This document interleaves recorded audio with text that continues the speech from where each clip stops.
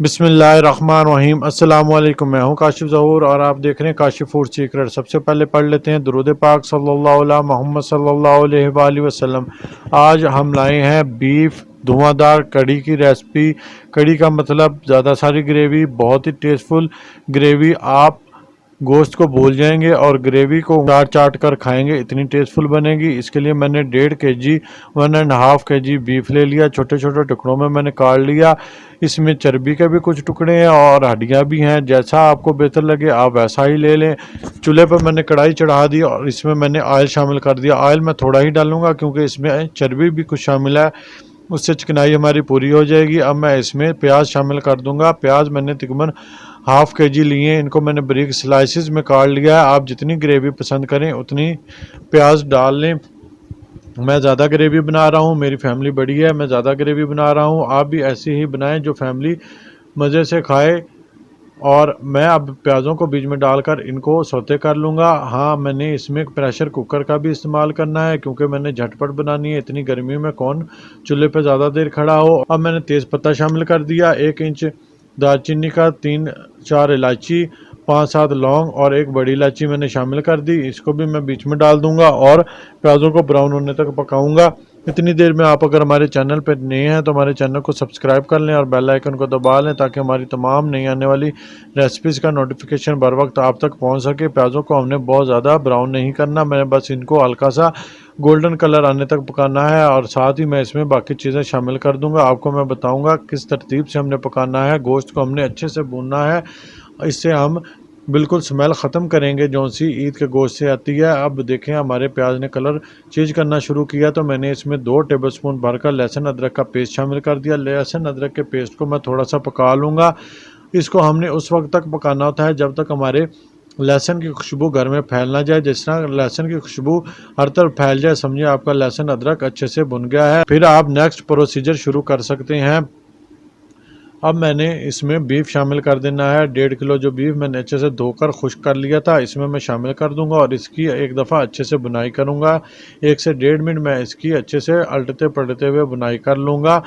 पर हाँ, मैं आपको बता रहा था इसमें मैं प्रेशर कुकर का भी इस्तेमाल करूँगा ताकि हमें ज़्यादा देर गर्मी में ना खड़ा होना पड़े। लेकिन मैं अभी कढ़ाई में बनाऊंगा और लास्ट में भी मैं कढ़ाई में ही बनाऊंगा। सिर्फ मैं प्रेशर कुकर में इसको गलाऊंगा क्योंकि कढ़ाई में अच्छे से भुन जाता है, इसको पलटना पलटना आसान होता है। अगर आपके पास कढ़ाई वाला प्रेशर कुकर है तो आप शुरू से लास्ट तक उसी में ही बना सकते हैं। देखिए मैंने इसको अच्छे से भून लिया 2 से 3 मिनट। अब मैं इसमें टमाटर का पेस्ट शामिल कर दूंगा।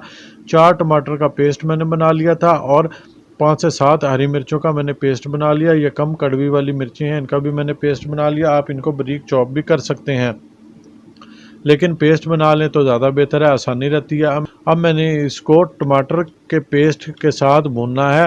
टमाटर का पानी भी खुश करना है और हमारे गोश्त ने भी पानी छोड़ना है। इसकी मैंने बुनाई करनी है 5 से 7 मिनट मीडियम टू हाई आंच पर मैं इसकी बुनाई कर लूँगा।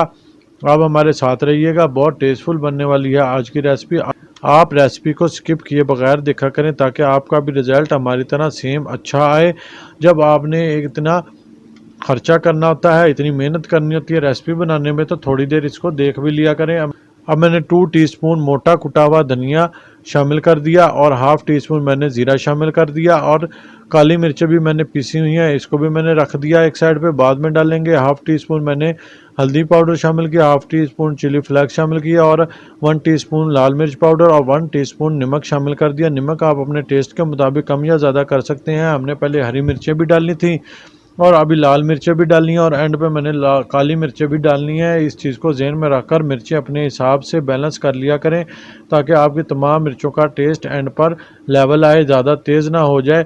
जितनी आप मिर्चें कम या ज़्यादा पसंद करते हैं आप उतनी कर सकते हैं, ज़रूरी नहीं होता आप सेम ही डालें। आप अपने हिसाब से भी मिर्चें वगैरह कम या ज़्यादा कर सकते हैं। मेन चीज़ होती है मेथड, किस मेथड से हम बना रहे हैं वो मेथड आप अप्लाई किया करें। कौन सी चीज़ किस वक्त डालनी है वो चीज़ देखा करें। अब देखें मैंने इसको मिर्च मसालों के साथ अच्छे से भून लिया, 2 से 3 मिनट मैंने इसको भून लिया है ताकि मिर्चों का मसालों का कच्चापन भी दूर हो जाए। अब मैंने प्रेशर कुकर ले लिया है और मैं इसको प्रेशर कुकर में डाल दूंगा। सारे मसाले को मैंने प्रेशर कुकर में डाल देना है और कढ़ाई को धोने की ज़रूरत नहीं, कढ़ाई हम साइड पर रख देंगे क्योंकि हमने कढ़ाई को दोबारा से इस्तेमाल करना है।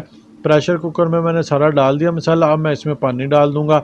1.5 किलो हमारा गोश्त था तो 1.5 किलो ही मैं पानी डालूंगा। इतना हमने पानी डालना है जिसमें हमारा गोश्त अच्छे से कुक हो जाए, अच्छे से गल जाए। इसको हमने 95% इसमें ही गलाना है। देखिए इतना मैंने पानी डाला कि गोश्त हमारा ऊपर से नज़र नहीं आ रहा। ऊपर ढकना लगाकर मैं इसको प्रेशर लगा दूंगा जब तक हमारा ऊपर से वेट घूमता है। उसके बाद हमने 20 मिनट इसको प्रेशर लगाना है। देखिए 20 मिनट मैंने इसको प्रेशर कुकर में प्रेशर लगा लिया और इसका ढकना मैंने अब रिमूव कर दिया। देखिए माशाल्लाह पानी भी अच्छे से खुश्क हो गया और देखते ही मुझे पता लग रहा है कि हमारा गोश्त अच्छे से गल गया है। अब मैं इसको कढ़ाई में डिश आउट कर लूँगा और आपको मैं इसकी टेंडर भी दिखाऊंगा कितना टेंडर हुआ है। देखें आपको मैं चेक कराता हूँ माशाल्लाह। इसको देखें अब मैं काट के दिखाता हूँ कितनी आसानी के साथ ये कट गया। देखें माशाल्लाह कितना अच्छा टेंडर हुआ है, कितने अच्छे से गल गया है। अब हमारा तकरीबन 90% सालन बनकर तैयार है। अब मैं इसमें दही शामिल कर दूंगा। 1 कटोरी मैंने दही की शामिल कर दी। अच्छे से मैंने इसको फेंट लिया था। दही के साथ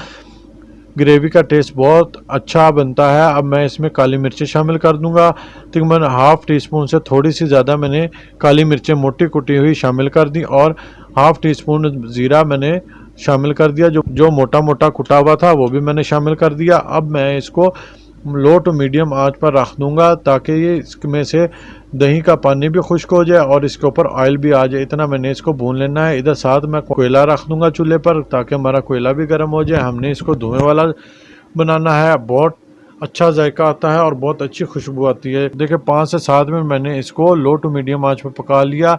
ग्रेवी हमारी अच्छे से गाढ़ी होगी, ऑयल भी इसने छोड़ दिया। इधर हमारा कोयला भी अच्छे से गर्म हो गया। अब मैं फॉयल पेपर ले लूँगा और इसकी कटोरी बना लूँगा। अब घर में मौजूद स्टील की कटोरी होती है ना, वो भी इस्तेमाल कर सकते हैं। उसको भी इसी तरीके से दरमियान में रख दें और ऊपर कोयला रख दें। अगर कटोरी भी नहीं तो आप रोटी का एक टुकड़ा लें और उसको भी इसी तरीके से कटोरी बनाएं और उसके ऊपर कोयला रख लें।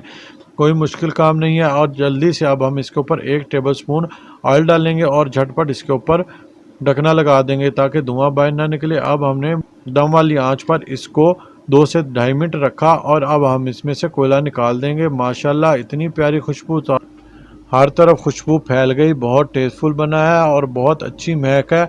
कोयले के साथ धुआंधार जो बनता है इसका एक अलग ही टेस्ट होता है। अब मैं इसको डिश आउट कर लूँगा। माशाल्लाह देखें मेरे अल्लाह ताला की नेमतों में से एक नेमत, जितना शुक्र अदा करें उतना ही कम है। मैं इसको थोड़ा सा डेकोरेट कर लेता हूँ।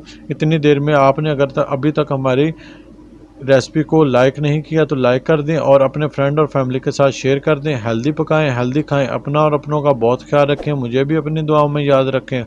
काशिफ फूड सीक्रेट से काशिफ को दें इजाज़त। अल्लाह हाफिज़।